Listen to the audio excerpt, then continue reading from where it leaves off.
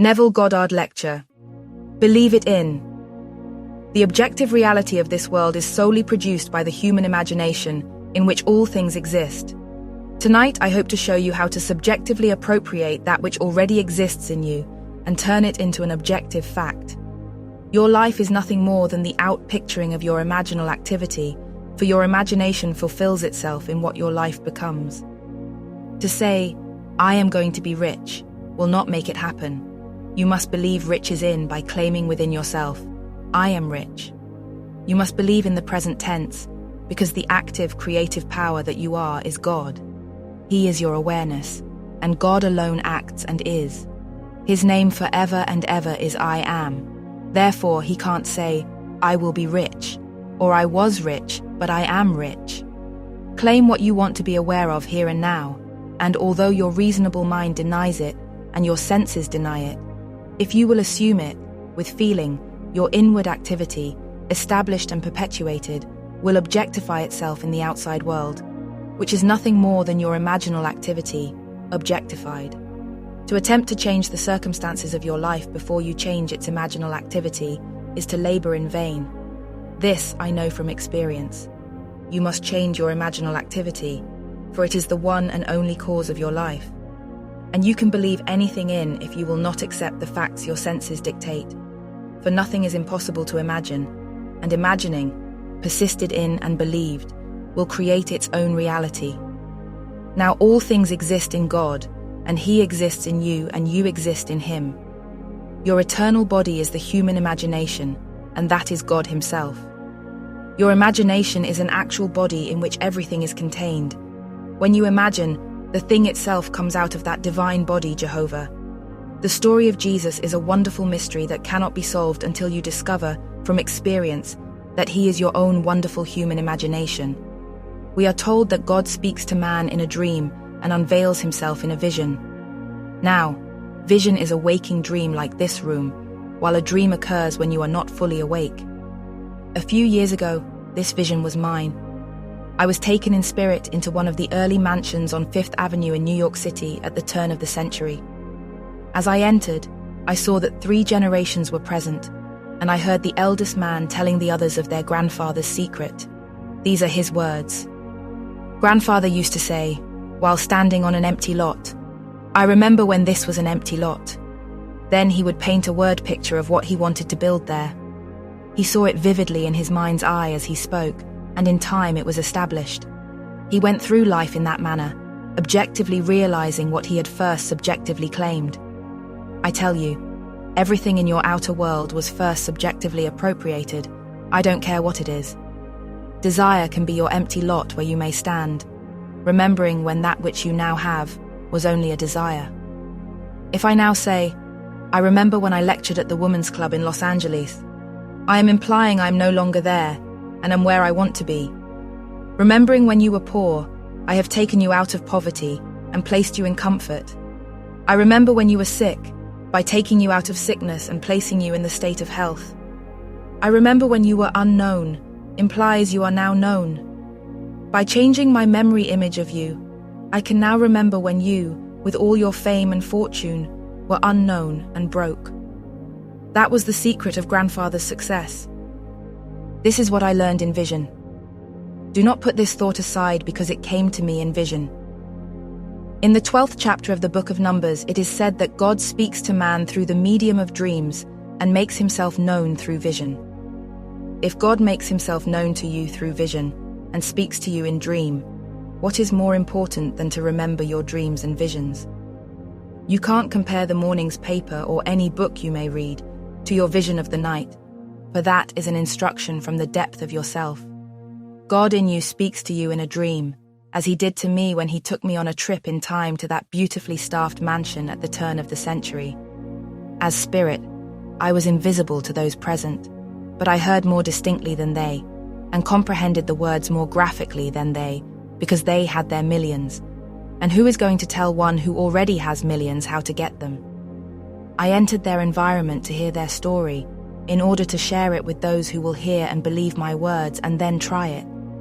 This doesn't mean that just because you heard my vision you are going to enjoy wealth. You must apply what you heard and remember when. If you would say, "I remember when I couldn't afford to spend $400 a month for rent," you are implying you can well afford it now. The words, "I remember when it was a struggle to live on my monthly income," implies you have transcended that limitation. You can put yourself into any state by remembering when. You can remember when your friend expressed her desire to be married. By remembering when she was single, you are persuading yourself that your friend is no longer in that state, as you have moved her from one state into another. When I say all things exist in the human imagination, I mean infinite states. For everything possible for you to experience now exists in you as a state of which you are its operant power. Only you can make a state become alive. You must enter a state and animate it in order for it to outpicture itself in your world. You may then go back to sleep and think the objective fact is more real than its subjective state into which you have entered. But may I tell you, all states exist in the imagination. When a state is entered subjectively, it becomes objective in your vegetative world, where it will wax and wane and disappear, but its eternal form will remain forever and can be reanimated and brought back into being through the seed of contemplative thought. So I tell you, the most creative thing in you is to enter a state and believe it into being. Now, causation is the assemblage of mental states, which occurring creates that which the assemblage implies. Let us say that I have two friends who would empathize with me, not sympathize, if they heard my good news. I put them together and listen, all in my imagination, as they talk about me and what has happened in my life. Being true friends, I hear their words of joy and see their happiness reflected on their faces. Then I allow myself to become visible to them and feel their handshake and embrace as I accept their congratulations as a fact. Now I have assembled a mental state, which occurring, created that which the assemblage implied. Therefore, I am its cause. As I walk, firmly believing in the reality of what I have done, and that imaginal act becomes a fact, I may question myself as how it came about. Then, remembering my imaginal act, I would say, I did it. If I did it, then did not God do it? Yes, because God and I are one, I am. Are you going to continue to believe there is another on the outside? Or are you going to believe the great confession of faith, which I would urge you to accept? It's the great Shema. Hear, O Israel, the Lord our God, the Lord is one. If the Lord is one, he can't be two. Listen to these words. By faith we understand that the world was created by the word of God, so that things that are seen were made out of things which do not appear. Here we see that the word of God is an imaginal activity, which, joined by faith, created the world. And faith is nothing more than the subjective appropriation of an objective hope. Now, when you discuss your desire with me, you cannot see my imaginal act relative to you. If you tell me you need a job and I accept that thought, when I think of you, I remember your need. But if I changed your words and heard you tell me you loved your job, I could remember when you needed one. For now, my memory bank contains the fact that you have a job you like very much. And when we meet again, you tell me that you have it. You are only bringing confirmation of my imaginal creative act. Now, if imagination works this way, and it proves itself in the testing time and time again, what does it matter what the world thinks? It costs you nothing to try it, and what a change in life it will produce for you. Try it, for you will prove it in performance. This may be in conflict with what you believe God to be. Maybe you still want him to be someone on the outside, so that there are two of you and not one. That's all right if you do, but I tell you, God became you that there would not be you and God. He became you that you may become God. If God became you, his name must be in you, and it is. For if I ask you anything, you must first be aware of the question before you can respond, and your awareness is God. You may not be aware of who you are, where you are, or what you are, but you do know that you are. Aware of what your senses and reason dictate, you may believe that you are limited, unwanted, ignored and mistreated, and your world confirms your belief in your imaginal activity. And if you do not know that your awareness is causing this mistreatment, you will blame everyone but yourself. Yet I tell you the only cause of the phenomena of life is an imaginal activity. There is no other cause. If you believe in the horrors of the world as they are given to you in the paper and on television, your belief causes the horrors to continue. Believing the news of a shortage, you will buy what you do not need, blindly accepting the pressure to perpetuate an imaginal activity that keeps you frightened. All through Scripture, you are told to let not your heart be troubled, be not afraid, and fear not. If fear could be eliminated, there would be no need for psychologists or psychiatrists. I say to everyone, the whole vast world is now in your human imagination, and you can bring any desire out of it by believing it into being. First, you must know what you want, then create an image that fulfills it. Would your friends know and talk about it? Imagine they are with you now, discussing your fulfilled desire. You could be at a cocktail or dinner party that is being given in your honor. Or maybe it's a little get-together over tea. Create a scene in your mind's eye and believe its reality in. That invisible state will produce the objective state you desire, for all objective reality is solely produced by imagination. The clothes you are now wearing were first imagined.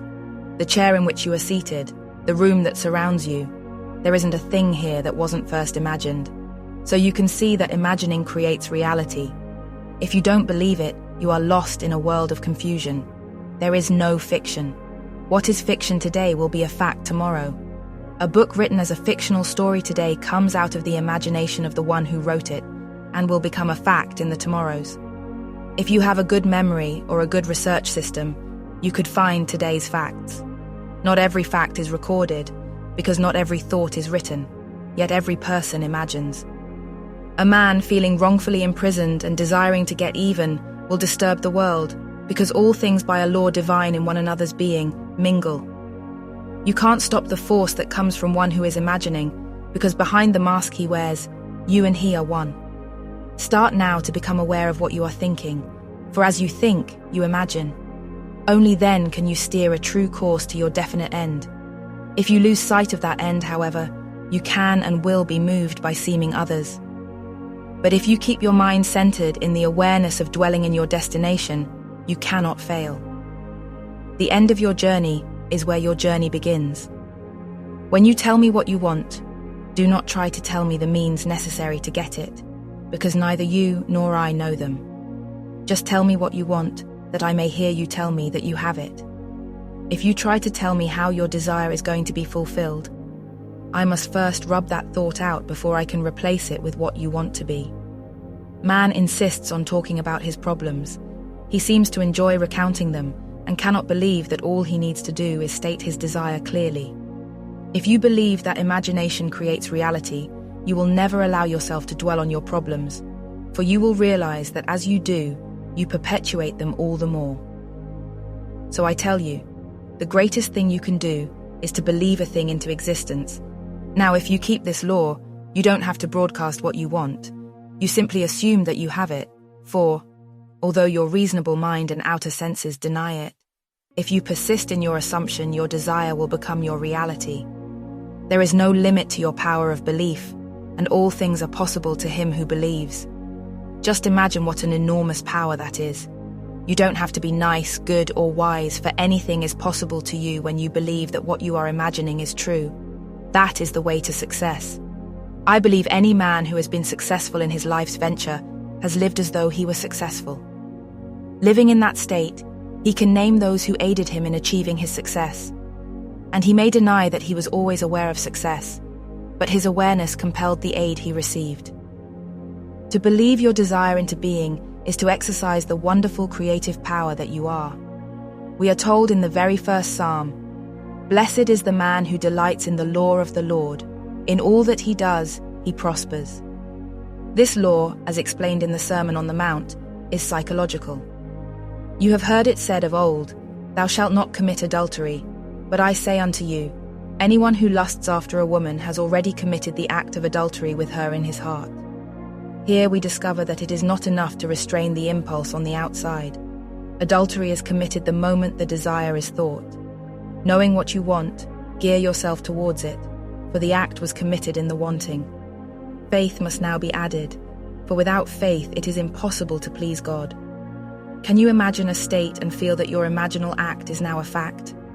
It costs you nothing to imagine. In fact, you are imagining every moment in time, but not consciously.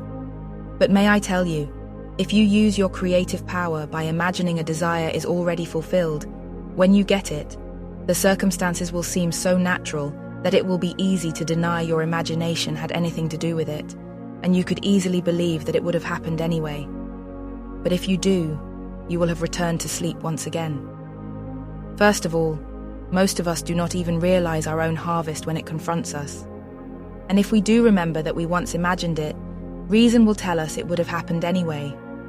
Reason will remind you that you met a man, seemingly by accident, at a cocktail party who was interested in making money. When he heard your idea, he sent you to see his friend, and look what happened. So really, it would have happened anyway. Then of course it is easy to ignore the law, but blessed is the man who delights in the law of the Lord. In all that he does, he prospers. The law is simple.